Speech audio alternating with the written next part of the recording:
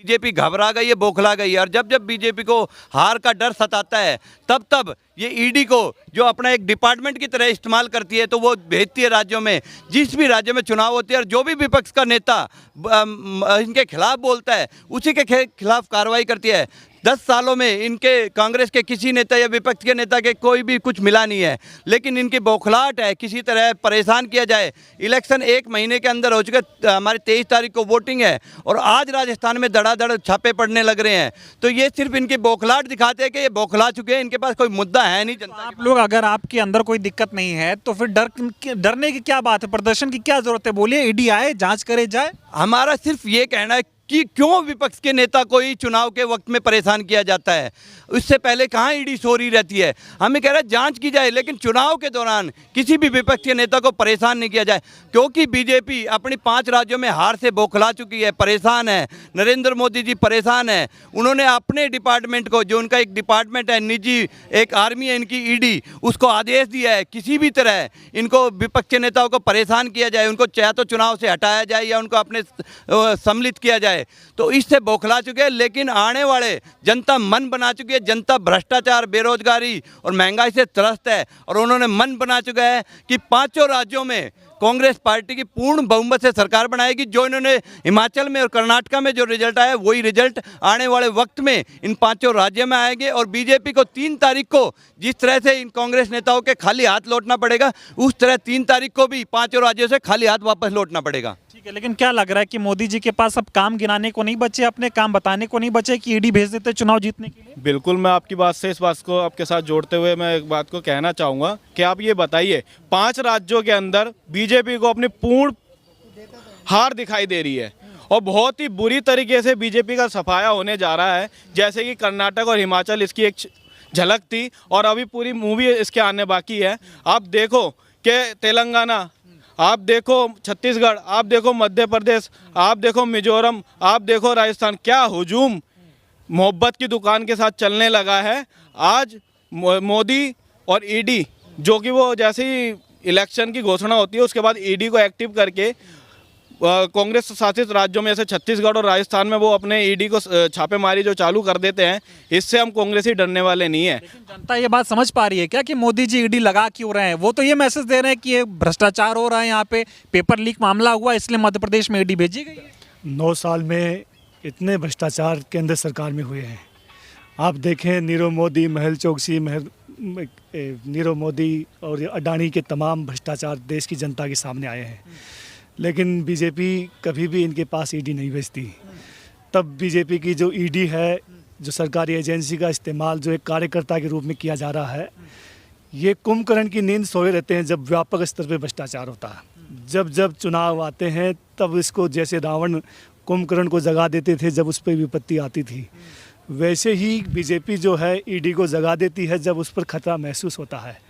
अब 5 राज्यों में देश की जनता ने मूड बना लिया है कि कांग्रेस को जिताना है, 2024 में कांग्रेस को सेंटर में लाना है। क्यों नहीं देश के लोग कांग्रेस को वोट दें? क्योंकि जब मोदी सरकार जहां 1050 रुपये का गैस सिलेंडर बेचती है, 1150 रुपये का सिलेंडर बेचती है, तो कांग्रेस की सरकार राजस्थान में 500 रुपये का सिलेंडर देती है। लेकिन जो ये आरोप लगा रहे हैं कि ईडी भेज रहे हैं मोदी जी, अभी मोदी जी ने एक सभा में बोला था कि ये लोग बोल रहे हैं कि मैं ईडी का इस्तेमाल करके, सीबीआई का इस्तेमाल करके इन लोगों को जेल भेज रहा हूँ।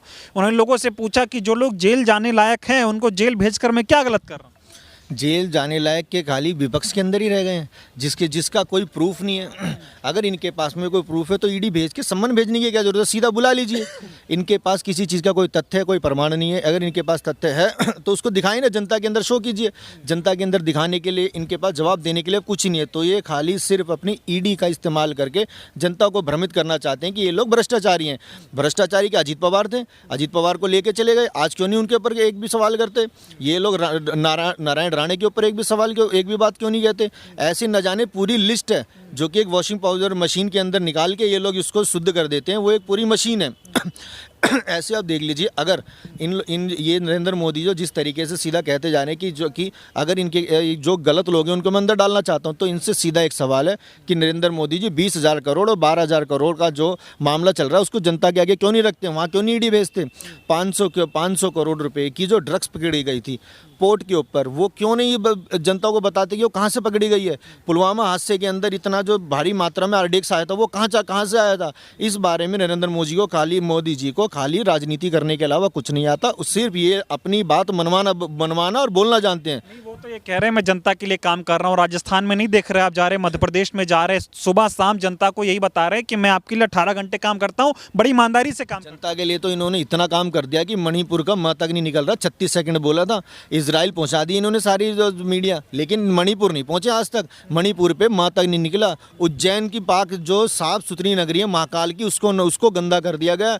एक नाबालिग 12 साल की लड़की को जो निर्वस्त्र अवस्था में अपनी जान बचा के भागना पड़ा था वहाँ से बलात्कारियों से, ये इन्होंने बड़े बड़े काम करे। इतना बड़ा काम इन्होंने कर दिया, जो 400 रुपये का सिलेंडर था वो 1200 का कर दिया।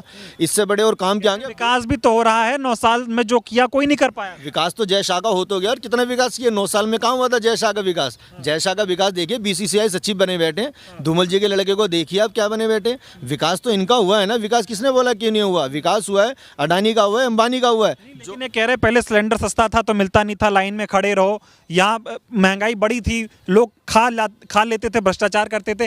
अब अगर चीज़ें महंगी हो गई तो विकास भी तो हो रहा है भाई देश का। देखो, एक तरफ तो लोग बेरोजगारी से परेशान हैं, किसान अपने किसान की कीमतों से परेशान है, उनको अपनी फसल की कीमतें नहीं मिल रही है। गृहिणियों पे ऊपर से उसके घर पे इतना बोझ डाल दिया गया है कि हर चीज़ों के दाम इन पिछले 10 सालों में, जो 70 साल में कांग्रेस ने नहीं बढ़ा पाई, वो इन्होंने 10 साल में दुगने से तिगने दाम कर दिए। एक बात बताइए, आप गरीब मजदूर है, वो किसान है, वो जाए तो जाए कहाँ? वो अपने घर जाएगा तो आप बताइए, आज आप प्याज 60 रुपये किलो से ऊपर हो चुकी है, तो आप बताइए हम घर में क्या बनाएं और क्या खाएं? ऊपर पहले बेरोजगारी है और किसान परेशान है, इसमें महिलाएं परेशान है इससे, महंगाई से।